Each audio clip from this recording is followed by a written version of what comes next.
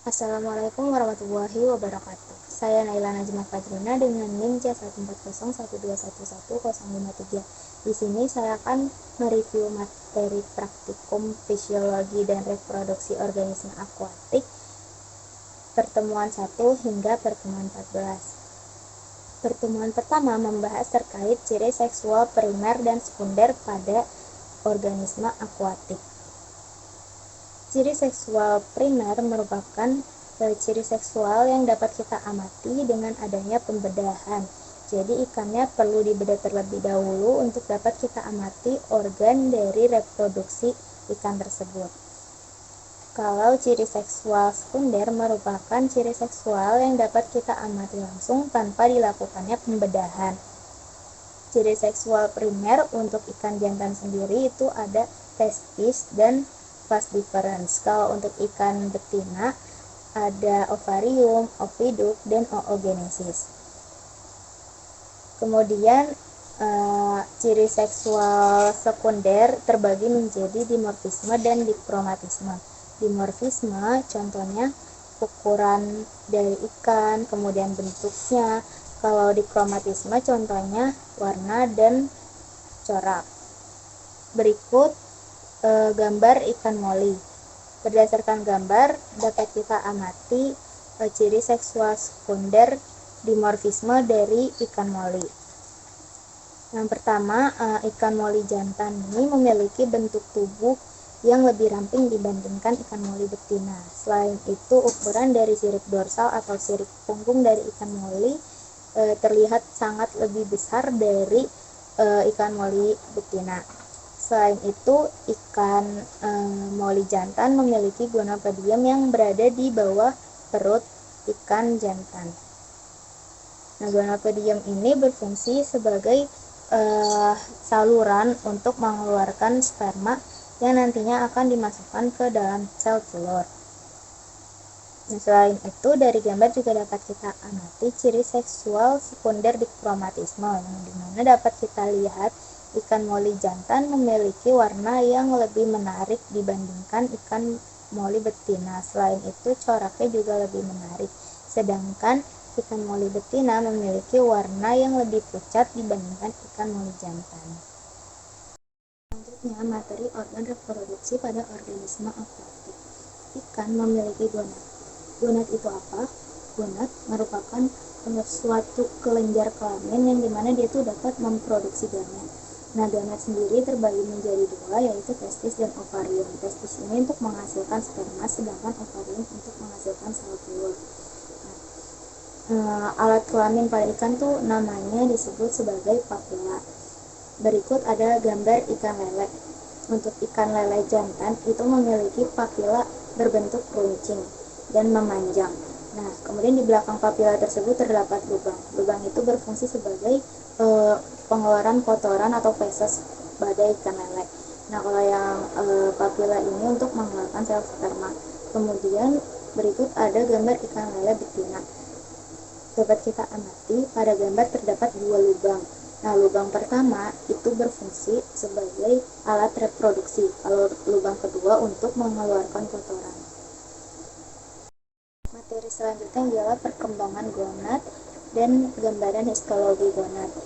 Perkembangan gonad itu disebut juga sebagai tingkat kematangan gonad. Tingkat kematangan gonad pada umumnya terbagi menjadi 5. Yang pertama, TKG 1 itu merupakan awal pertumbuhan. TKG 2 di mana gonad itu mulai berkembang. Kemudian TKG 3 gonad memasuki umur dewasa. Kemudian TKG 4 gonad telah matang, dan TKG 5 mesosalin. Nah, untuk melihat gonad ini dapat diketahui secara morfologi maupun histologi. Nah, secara morfologinya itu kita dapat amati dengan melalui pembedahan, kemudian diamati langsung melalui indera penglihatan. Berikut ada gambar gonad dari ikan baung. Dapat kita amati bahwa jantan memiliki gonad berbentuk gerigi dan meruncing. Kalau gonad betina memiliki bentuk seperti gelembung sepasang. Nah, selanjutnya kita dapat melihat gonad melalui gambaran histologi, di mana caranya itu gonad kita cacah, kemudian dituang larutan asetokarmin, di mana kita melakukan hal tersebut di atas preparat. Nah, kemudian kita amati di bawah mikroskop. Berikut adalah gambaran histologi gonad dari ikan baung.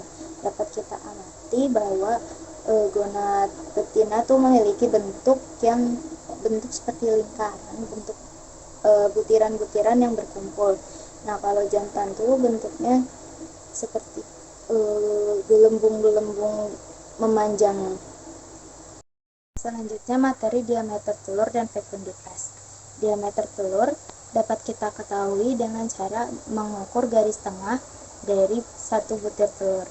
Kalau fekunditas itu merupakan jumlah telur yang dihasilkan dari pemijahan satu ikan. Nah, kita dapat mengetahui diameter telur dan fekunditas dengan cara metode gravimetri, yang dimana metode gravimetrik ini dilakukan dengan cara pertamanya kita ukur gonad ikan keseluruhan, kita timbang, kemudian kita ambil sebagian dari gonad tersebut, sebagian sedikit saja, kemudian kita timbang lagi bobotnya. Nah, dari gonad sampel ini kita hitung jumlahnya ada berapa. Nah, selanjutnya kita dapat mengetahui fekunditas dengan cara memasukkan ketiga parameter tersebut, yaitu bobot gonad keseluruhan dibagi bobot gonad sampel dikali jumlah sampel. Jumlah sampel yang dimaksud adalah jumlah butir telur. Nah, setelah proses tersebut, kita dapat mengetahui juga diameter telur dengan cara memisah hasil telur yang telah dipisahkan tadi, kita amati di bawah mikroskop. Selanjutnya kita atur fokus dan kita arahkan sesuai dengan posisi telur, kemudian dapat kita ketahui diameternya. Nah, berikut adalah contoh diameter telur dari ikan kembung. Jadi kita atur posisi sampai si penggaris yang terdapat di mikroskop ini ukurannya sesuai dengan diameter telur ikan. Selanjutnya materi GSI dan HSI. GSI merupakan perbandingan bobot gonad dengan bobot tubuh. HSI merupakan perbandingan bobot hati dengan bobot tubuh. Untuk apa kita mengetahui GSI? Untuk mengetahui tingkat kematangan gonad dari ikan. Kalau HSI untuk mengetahui metabolisme hati. Nah, GSI ini jumlahnya pada ikan itu dipengaruhi oleh dua faktor. Yang pertama, alat kelamin. Untuk ikan jantan umumnya memiliki GSI yang lebih rendah daripada ikan betina. Contohnya pada ikan lemuru. Ikan lemuru jantan memiliki GSI 10%, sedangkan ikan lemuru betina memiliki GSI 14%. Selain itu, musim juga mempengaruhi jumlah GSI. Ikan lemuru akan menghasilkan GSI tertinggi pada bulan September karena bulan tersebut merupakan bulan pemijahan ikan lemuru. Nah, tadi kan aku bilang kalau ikan lemuru tuh 10-14% untuk jantan dan betina. Nah, hal tersebut mengidentifikasikan bahwa ikan lemuru termasuk jenis ikan yang akan memijah sepanjang tahun karena nilai GSI-nya kurang dari 20%. Sedangkan ikan yang memiliki nilai GSI lebih dari 20% mengidentifikasikan ikan tersebut hanya memijah per musimnya. Dari selanjutnya, induksi hormon dan hipofisa. Induksi hormon merupakan senyawa kimia yang diperoleh dari suatu organ dari ikan itu sendiri atau penambahan buatan, yang dimana nantinya akan dialirkan oleh darah menuju organ target. Nah, fungsinya dari induksi hormon ini untuk mempercepat kematangan gonad. Kemudian sama halnya dengan induksi hormon, hipofisa juga sebagai parameter untuk meningkatkan kematangan gonad, yang dimana hipofisa itu akan mengatur fungsi dari kelenjar endokrin. Kelenjar endokrin berada di bawah otak. Salah satu contoh hormon ialah FSH. FSH berperan dalam proses vitalogenesis.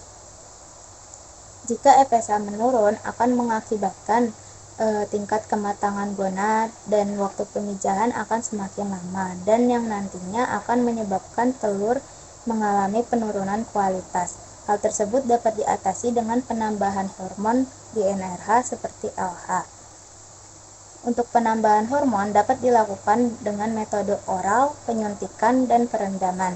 Metode oral merupakan penambahan hormon dengan cara pemberian pada pakan. Perendaman dengan cara memberikan hormon pada air tempat ikan hidup. Penyuntikan sama seperti halnya ikan disuntik, yang dimana di dalam suntikan tersebut berisi hormon. Penyuntikan biasanya dilakukan pada belakang sirip dorsal. Selanjutnya materi rekayasa kelamin. Yang pertama ada ginogenesis. Ginogenesis merupakan proses di mana kita menghasilkan keseluruhan dari hasil keturunan ikan berjenis kelamin betina. Caranya dengan menonaktifkan turunan genetik dari induk jantannya.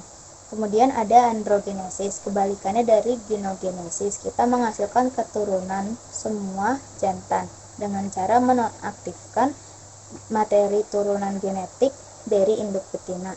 Kemudian ada poliploidisasi. Poliploidisasi ini kita memperoleh ikan dengan kromosom lebih dari normalnya, yaitu 2. Jadi kita memperoleh ikan dengan kromosom lebih dari 2. Nah, selanjutnya ada yang namanya seks reversal atau pembalikan kelamin. Pembalikan kelamin yang dimaksud adalah kita mengubah jenis kelamin ikan yang awalnya jantan menjadi betina dan sebaliknya. Hal tersebut dilakukan karena untuk memenuhi permintaan pasar. Misalnya seperti ikan hias memerlukan ikan dengan corak yang indah, itu biasanya kan dimiliki oleh ikan jantan. Kemudian kalau untuk konsumen sendiri, untuk ikan komoditas konsumsi sendiri, contohnya ikan nila. Ikan nila jantan kan lebih cepat tumbuh dibandingkan ikan nila betina. Ikan nila jantan itu dapat tumbuh per harinya 1,5 hingga 1,7 gram. Kalau ikan nila betina dapat tumbuh per hari 0,5 hingga 1 gram. Hal tersebut yang menjadi penyebab dilakukannya seks reversal supaya memenuhi target pasar. Selanjutnya materi bioassay. Seperti yang kita ketahui, di lingkungan perairan banyak terdapat bahan pencemar. Hal tersebut berpotensi untuk masuk ke dalam tubuh ikan. Ada beberapa parameter dari kualitas air pada kadar tertentu dapat menyebabkan sifat racun bagi ikan atau toksik. Hal tersebut dapat dideteksi melalui teknik bioassay.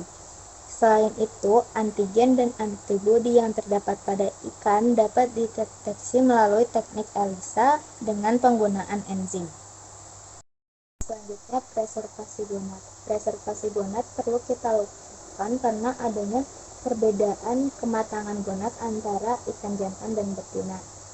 Umumnya ikan jantan akan lebih dahulu matang gonad dibandingkan betina, sehingga berpotensi pada saat pemijahan ikan betina belum siap untuk mengeluarkan telur. Hal tersebut dapat menyebabkan sel sperma yang telah dikeluarkan oleh ikan tidak terpakai.